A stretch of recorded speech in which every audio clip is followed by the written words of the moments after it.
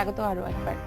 আপা, বিরতির আগে সাক্ষী সুরক্ষা নিয়ে আপনাকে প্রশ্নটা করেছিলাম, তাদের সুরক্ষার জন্য যে ব্যবস্থা এখন আছে সেটা যথেষ্ট কিনা? না, সেটুকু আমি মনে করি যে যথেষ্ট নয়। আমাদের চেষ্টা হয়েছে তদন্ত সংস্থা থেকে বা প্রসিকিউশন থেকে যতটুকু, খুবই মিনিমাম পর্যায়ে।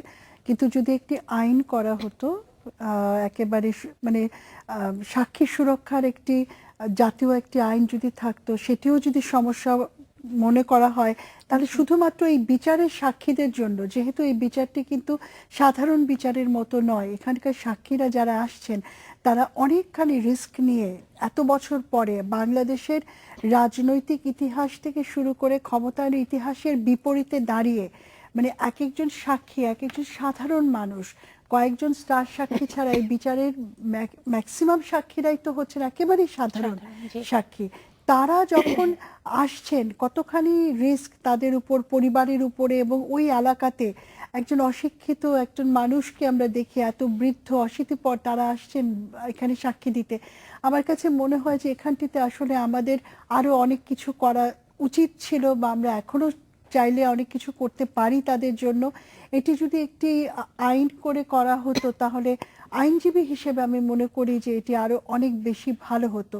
আমরা এই ট্রাইব্যুনাল নিয়ে যত অর্জনের কথাই বলি, মামলার রায় হলে প্রসিকিউটরদের বা তদন্ত সংস্থার অর্জনের কথা বলি, কিন্তু এই মামলার বিচার কি করে সম্ভব হতো যদি সাধারণ সাক্ষীরা আমাদের পাশে এসে দাঁড়িয়ে, এই অর্জনের বিশাল বড় ভাগিদার কিন্তু তারা।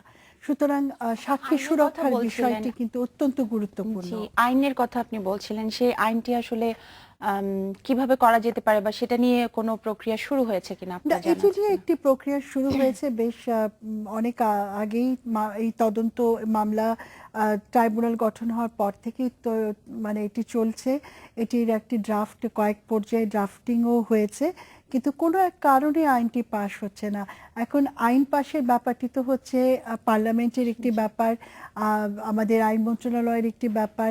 আমাদের তো কাজের যে জায়গাটিতে আমরা প্রসিকিউটর হিসেবে বা তদন্ত সংস্থায় যারা কাজ করি, আমরা তো আইন পরিবর্তন করবার কেউ নাই, কিন্তু কষ্টের ব্যাপারটি হচ্ছে ওই ব্যক্তি মানুষটিকে সাক্ষী হিসেবে এবং তার কষ্টের জায়গাটি, তার উপরে যে মানসিক চাপটি তিনি উপেক্ষা করে আসছেন, সেটি কিন্তু আমরা ডে টু ডে বেসিসে আমরা উপলব্ধি করি। এবং আমাদের অনেক সাক্ষীকে আমরা আনতে পারিনি অনেক মামলায়। আমরা বলতে পারি না সবসময় যে কারণটি কি, কারণ বলা হয় যে প্রসিকিউশন 10টির মধ্যে 8টি চার্জ প্রমাণ করেছে, 2টি কেন পারিনি। এটা কি উত্তর? প্রসিকিউশনের অদক্ষতা কিনা? কিন্তু আমাদের সাক্ষী শেষ মুহূর্তে হয়তো কেঁদে বলছে যে আমি সাক্ষ্য দিতে গেলে এই ক্ষতিটি আমার হয়ে যাবে, সেখানে আমরা চার্জ তখন ড্রপ করতে বাধ্য হই। সুতরাং আমরা যতখানি বুঝি কাছে থেকে, আমি মনে করি যে সাক্ষী সুরক্ষার বিষয়টি আসলে আমাদের খুব দ্রুত এবং গুরুত্বপূর্ণভাবে দেখতে হবে। বজলুল ভাই, আপনার কাছে একটু আসতে চাই যে হরতাল চলছে জামাতে ইসলামীর আজ এবং আগামীকাল। স্বাধীন বাংলাদেশে তারা যে দেশের স্বাধীনতা বিরোধিতা করেছিল, সেই দেশে তারা আবার হরতাল ডেকেছে, এমন একটা বিষয়। এই বিষয়টা নিয়ে আপনার ব্যাখ্যা কি? এটা কিভাবে মোকাবেলা করা যায়? তারা আসলে এতটা সাহস পায় কই থেকে? তারা খুবই সংগঠিত, দেশের ভেতরে এবং দেশের বাইরে তাদের যে সমর্থক আছেন, তাদের যে আর্থিক বিষয়গুলো আছে, এটা খুবই সংগঠিত। এবং বাইরে গেলে বোঝা যায়, বাইরে গেলে কেন, দেশে থেকে আমরা বুঝতে পারি। এবং এমনও কথা উঠেছে যে আমাদের দেশেরই কয়েকজন ব্যক্তি আছেন, তার বাইরে থেকে তাদের যে বাঁশের কেল্লা, এসব যে ইয়েগুলো আছে, তাদের সামাজিক সোশ্যাল মিডিয়া যেগুলো আছে, এর সাথে জড়িত আছেন। তো তারপর যেটা আছে, তাদের আমি এখনো মনে করি যে তাদের যে জামাতের যে সমর্থন, যে আমাদের মধ্যপ্রাচ্যে এখনো আছে, তাদের লোকজন আছেন, তাদের নেটওয়ার্ক আছেন, পাকিস্তান তো আছেনই। তো অন্য দলের তুলনায়, সরকারি দল আওয়ামী লীগই বলুন বা বিএনপি বলুন, তাদের তুলনায় কিন্তু তারা সবসময় সংগঠিত, বরাবরই সংগঠিত তারা ছিলেন। এবং এটা প্রমাণিত হয়ে আসছে সেই পাকিস্তানের আমল, পাকিস্তানের যুগ থেকে। বাঁশের কেল্লার কথা বলছিলেন, আমরা দেখেছি যুদ্ধাপরাধীদের পক্ষে শক্তি যারা, তাদের সামাজিক যোগাযোগ মাধ্যম বলেন বা মিডিয়া প্রচার সেল যেগুলো, সেগুলো অনেক বেশি শক্তিশালী।